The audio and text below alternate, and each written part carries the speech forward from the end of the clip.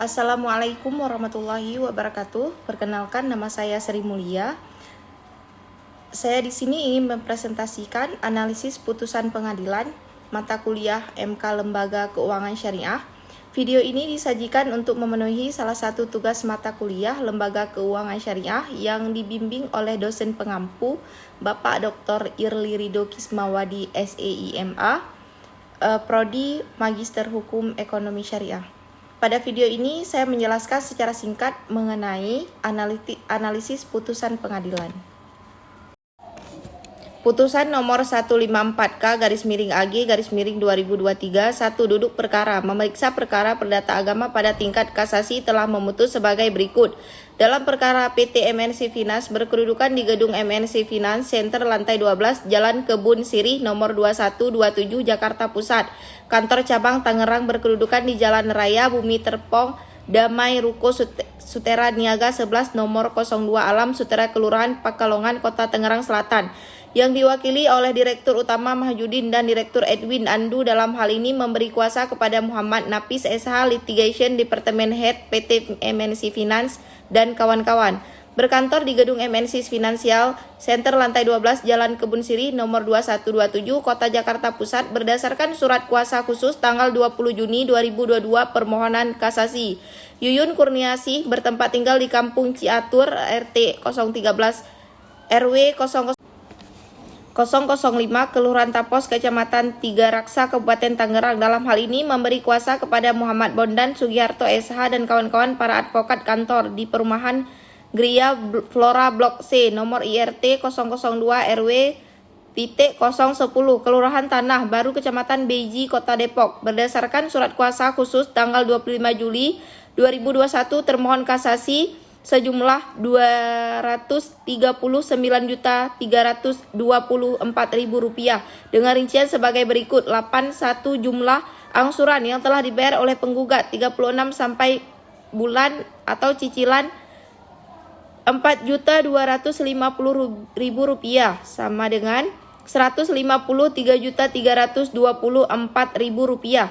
8, biaya uang muka yang sebelumnya telah disetorkan oleh penggugat sejumlah Rp17 juta. 8. 3 kerugian material akibat mobil penggugat disita oleh tergugat terhitung dengan jumlah hari setelah somasi sampai dengan hari dimasukkan gugatan ini dikalikan dengan jumlah pendapatan yang mungkin penggugat dapatkan bila mobil tersebut disewakan, yaitu 274 hari kali Rp250.000 sama dengan Rp68.500.000. 8. Biaya penginapan, makan dan transportasi keluarga penggugat selama di Semarang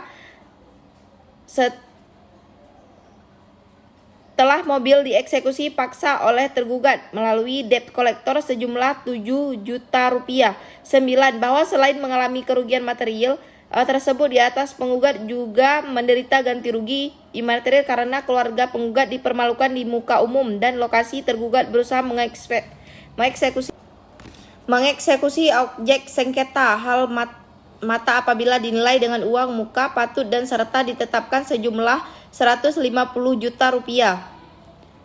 Menghukum tergugat untuk membayar uang paksa sejumlah 2. Pertimbangan aspek yuridis bahwa terhadap gugatan tersebut dikabulkan sebagian oleh Pengadilan Agama Tiga Raksa dengan putusan nomor 3954/PDT-G/2021/PA tanggal 27 Januari 2022 Masehi bertetapan dengan tanggal 24 Jumadil Akhir 1443 Hijriah. Kemudian putusan tersebut diperbaiki oleh Pengadilan Tinggi Agama Banten dengan putusan nomor 43/PDT-2022/PTA BTN tanggal 19 Mei 2022 masih bertepatan dengan tanggal 18 Syawal 1443 Hijriah. Menimbang bahwa sesudah putusan terakhir ini diberitahukan kepada pemohon kasasi pada tanggal 9 Juni 2022, kemudian berhadapan oleh permohonan kasasi dengan perantara kuasanya. Berdasarkan surat kuasa khusus tanggal 20 Juni 2022 diajukan permohonan kasasi pada tanggal 22 Juni 2022 sebagaimana ternyata dari akta permohonan kasasi nomor 3954/PDT G/2021/PA Johnson nomor 43 atau PDT/2022/PTA PTN yang dibuat oleh Panitera Pengadilan Agama Tiga Raksa. Permohonan tersebut diikuti oleh pemberi kasasi yang memutus atau memuat alasan-alasan yang diterima di kepaniteraan pengadilan tersebut pada tanggal 5 Juli 2022 bahwa permohonan kasasi A, quo beserta alasannya telah diberitahukan kepada pihak lawan. 3. Pertimbangan aspek filosofis bahwa dalam persidangan terbukti penggugat belum melunasi seluruh kewajiban penggugat terhadap perjanjian akad pembiayaan murabahah. Atas dasar itu, penggugat harus melunasi kewajiban tersebut kepada tergugat bahwa dalam prinsip ekonomi syariah tidak dikenal adanya kerugian imaterial dan kerugian potensial. Ekonomi syariah hanya mengenal kerugian senyatanya yang diderita pihak. Pertimbangan di atas, maka permohonan kasasi yang diajukan oleh permohonan kasasi PTMN Finance Kantor Cabang Tangerang tersebut harus ditolak dengan perbaikan amar putusan Pengadilan Tinggi Agama Banten bertepatan dengan tanggal 18 Syawal 1443 Hijriah, sehingga amarnya seperti yang akan disebutkan di bawah ini. Menimbang bahwa oleh karena permohonan kasasi ditolak dengan perbaikan dan permohonan kasasi ada di pihak yang 4. Pertimbangan aspek sosiologis bahwa dalam penerapan akad syariah harus menerapkan prinsip hukum Islam sesuai dengan Fatwa Dewan Syariah Nasional dan Undang-Undang Nomor 21 Tahun 2008 tentang perbankan syariah bahwa akad fidusia sebagai akad ikutan dari akad mudharabah tetap harus mempedomani prinsip-prinsip hukum Islam dalam melakukan transaksi akad syariah bahwa penggugat dinilai dapat membuktikan bahwa tergugat telah melakukan tindakan perbuatan melawan hukum, yaitu menarik objek perikatan secara paksa di tengah perjalanan yang menyebabkan keluarga penggugat terlantar di perjalanan dan melanggar putusan mahkamah. Konstitusi nomor 18/PUU 2019 di mana pengambilan barang jaminan fidusia dilarang dilakukan secara paksa apalagi sampai menelantarkan pihak nasabah di kota yang berbeda dengan alamat nasabah. Atas dasar itu gugatan dikabulkan sebagian menimbang bahwa namun demikian Mahkamah Agung berpendapat bahwa amar putusan Judex Fekti Pengadilan Tinggi Agama Banten yang memperbaiki putusan Pengadilan Agama Tiga Raksa harus diperbaiki sepanjang amar menyatakan 1 unit mobil merek Toyota Avanza.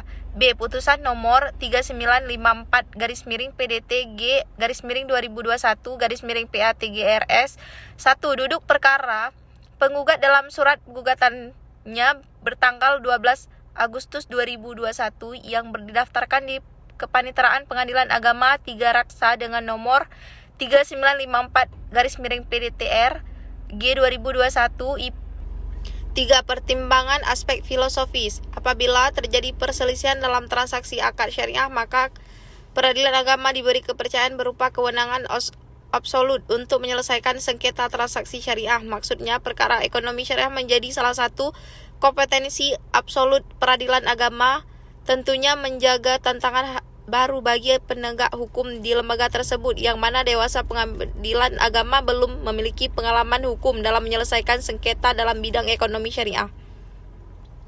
4. Pertimbangan aspek sosiologis akad murabahah Pasal 15 ayat 2 tentang penyelesaian sengketa yang berisi yaitu apabila secara penyelesaian sengketa perselisihan sebagaimana dimaksud dalam pasal 15 ayat 1 tersebut di atas dapat menyelesaikan sengketa perselisihan yang terjadi, maka para pihak untuk mencari penyelesaian atas sengketa perselisihan tersebut kepaniteraan peradilan agama yang di wilayah hukumnya meliputi kantor cabang, kreditur atau di tempat atau instansi lainnya yang ditunjuk oleh kreditur sesuai dengan putusan Peradilan Negeri Tangerang perkara nomor 1096/PDT G/2020 terlampir menyatakan perjanjian pembiayaan dibuat penggugat. 3. Implikasi perbedaan pertimbangan putusan pada hakikatnya mengenai penilaian atas hasil pembuktian bersifat penghargaan tentang suatu kenyataan, hal mana tidak dapat dipertimbangkan dalam pemeriksaan. pada tingkat kasasi, karena pemeriksaan dalam tingkat kasasi hanya berkenaan dengan adanya kesalahan penerapan hukum, adanya pelanggaran hukum yang berlaku, adanya kelalaian dalam memenuhi syarat-syarat yang diwajibkan oleh peraturan perundang-undangan yang mengancam kelalaian itu dengan totalnya putusan yang bersangkutan, atau bila pengadilan tidak berwenang atau melampaui batas sewenangnya. Bagaimana yang dimaksud dalam tindak berwenang atau melampaui batas? Pasal 30 Undang-Undang Nomor 14 Tahun 1985 tentang Mahkamah Agung sebagaimana telah diubah dengan Undang-Undang Nomor 5 Tahun 2004 perubahan kedua dengan Undang-Undang Nomor 3 Tahun 2009, bahwa dalam dalil gugatan penggugat dalam pesita tidak ada satupun dalil yang menjelaskan bahwa penggugat telah melanggar pasal 1365